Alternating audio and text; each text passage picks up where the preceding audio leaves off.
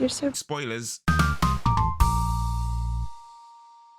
Welcome to the channel, I'm Hayes. I talk movies all day, so subscribe right now if you want to be entertained. And today, I want to talk about Barbie, the 2023 comedy movie based on a toy line created by a convicted fraudster. So here's the thing, when this movie came out, it got a fair bit of backlash for a lot of different reasons, and when that happens, it can be hard to watch something without a subconscious bias because there's so many people shouting, Barbie hates men and feminist propaganda. But now that all that noise has died down and I can watch the movie away from most of the controversy, I want to try and talk about what I think this movie was trying to do, because although I do think some of the criticism was fair, ultimately, I think a lot of people just misunderstood it. So my interpretation of this movie was that beyond the humor and the slapstick silliness, this is a film about identity, self-worth, and what happens when the reason for you to be here is no longer the reason for you to be here. Barbie in the movie, as in real life, is a toy created to inspire young girls to grow into the leading women of tomorrow. And as such, there have been many Barbies over the years representing the many different ways they've tried to inspire young girls. Some did really well, others not so much. One of them even gets tortured and called weird behind her back and to her face. But as far as the residents of Barbieland are concerned, they have been and continue to fulfill their purpose. They live the perfect day every day because nothing ever challenges their worldview. But before we get into that, let's talk a little bit about Ken. Kenneth Sean Carson Jr. was introduced in 1961, 2 years after the first Barbie, and since then up until around 2018, he was mostly described as Barbie's boyfriend, though both Barbie and Ken are named after their creator Ruth Handler's children, which would also technically make them siblings, but that's a whole nother video for a whole nother channel. Anyway, Ken doesn't exist without Barbie, and this is what's represented in the film. His whole purpose is to be there for Barbie if she wants him, and as Ken also lives in the bubble that is Barbieland, Ken never really questions his role because he doesn't know any other life. Thus, hilarities ensue when both Barbie and Ken go to the real world and see it's nothing like what they expected. For Barbie, believing that they've inspired little girls to grow into strong women and realizing the truth is far more nuanced than that. Many women still feel marginalized, objectified, and even women in relatively high places can still feel like they're not being taken seriously. And before anybody's all like, actually, women need to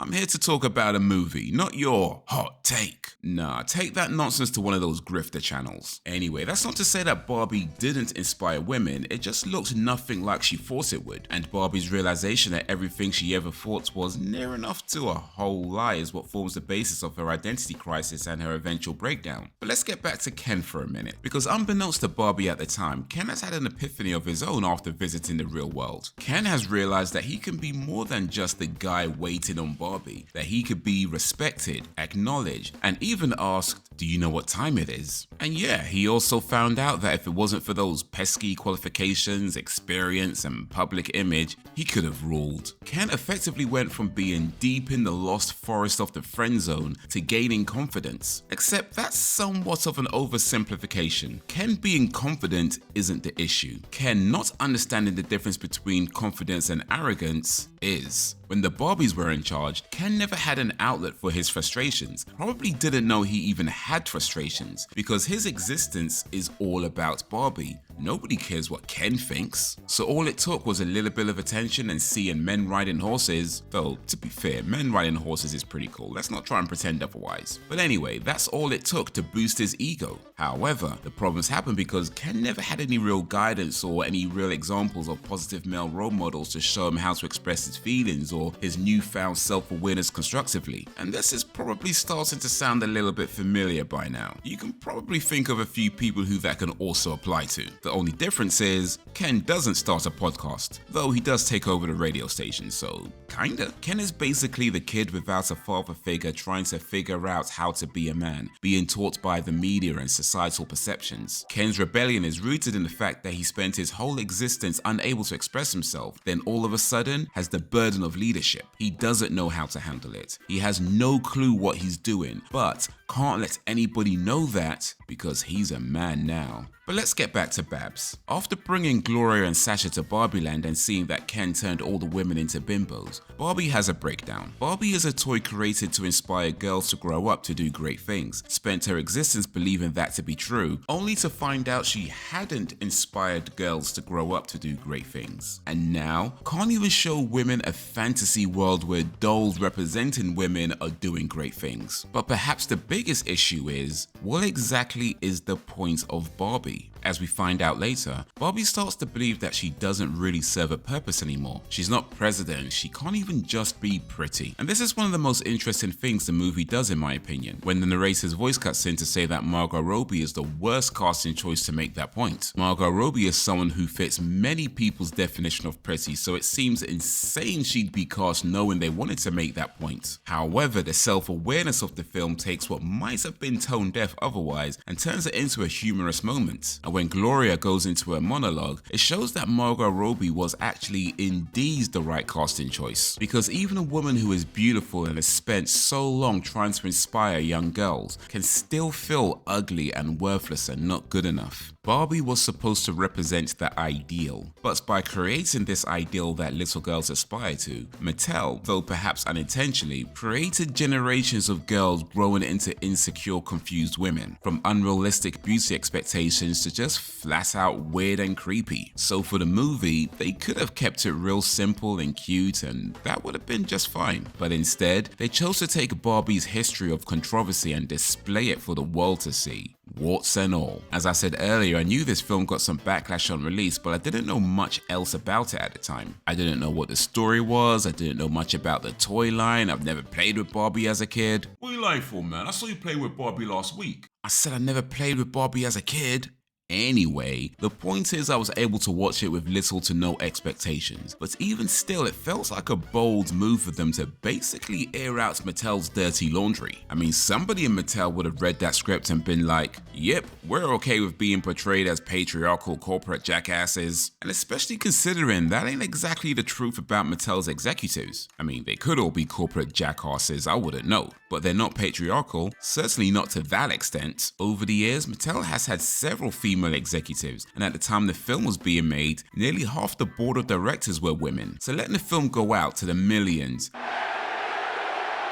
of people that make the company look like buffoons is a bold move. And yeah, I know it's a joke, but they gotta have known not everybody is gonna get the joke, which is probably one of the reasons there were so many "Barbie is an attack on men" comments flying around at the time. Now to my mind, the film wasn't saying men are stupid and incapable, but rather poking fun at the different perceptions society has of men. Like in the case of the executive board, society generally perceives men to always be in charge and in control of everything. Now the reality, as we know, isn't always quite like that, but in any case, that's the perception, that's the joke. Another one is how society tends to perceive men as needed to do things. You need a TV fitted to a wall? Get a man to do it. You can't open that jar? You need a big, strong man. Well, actually, you just need to squeeze the sides of the lid to release trapped air. It's more technique than strength, but anyway, that's the perception. So what happens when you take those men and you put them in a fantasy world where men are not needed at all? For anything, not even that. I don't think it's fair to say this movie was an attack on men when Ken's whole arc was a journey into learning his own value. Ken went from one extreme to another before finding the balance of who he is and realizing that he is Kenough. But what about the movie's portrayal of women? Because for me, it wasn't, you don't need no man,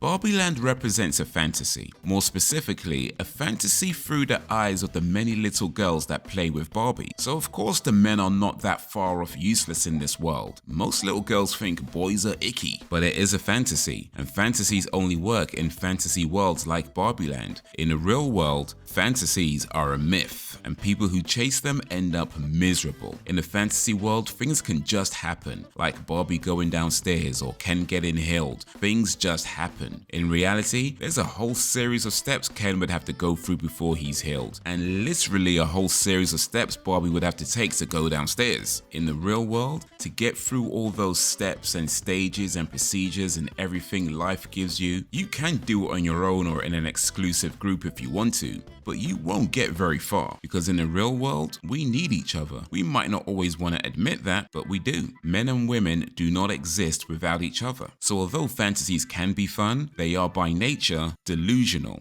And I think this is one of the messages the film was trying to send. Barbie spent her entire existence in Barbieland having the perfect day every day, but after less than 24 hours in the real world, decided that's where she needed to be. Because as messy and frustrating and very unfair reality can be, it is real. Barbie wanted to be a part of those who create ideas and not be the idea, because that has meaning. Fantasies do not. But to finish off this video, let's talk about the real star of the movie. Gloria, played by America Ferrera. Gloria was the link that brought Barbie into the real world with her irrepressible thoughts of death. The real question is, why? I mean, surely Gloria isn't the first person who played with Barbie as a child then had intrusive thoughts of death as an adult. Not that the two are necessarily linked. Furthermore, when we meet Gloria and throughout the movie, she doesn't seem like she's actually thinking of ending it. So why Gloria and why now? This is my theory with a little speculation. The thoughts of death were really a metaphor for something that needs to end. Gloria is a mother, a wife, and has a career. She is doing everything right as far as any outsider looking in would see. But there's a few points during the film where we might be getting a little insight as to how Gloria really feels. Perhaps the more obvious one is that she feels her daughter hates her. She may also not be fully satisfied with her husband. By the way, side note, the actor who plays El Esposo de Gloria is America Ferrera's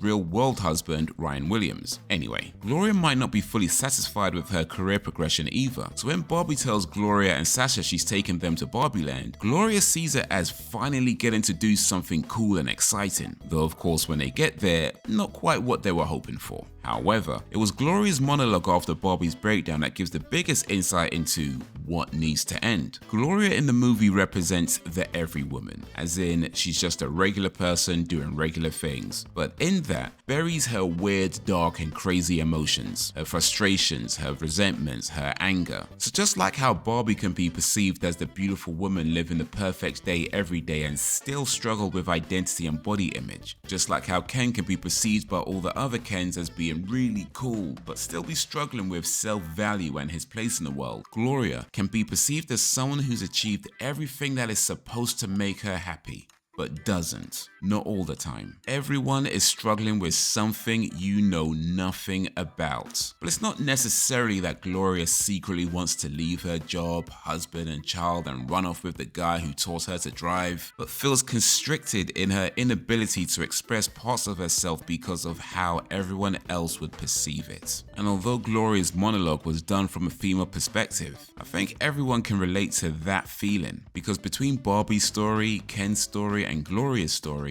the link is learning to be comfortable being yourself and learn to accept others for who they are, warts and all. But that's what I think of Barbie. What do you think of Barbie? Let me know down below, and while you're there, be sure to like, subscribe and drop a suggestion if you don't mind.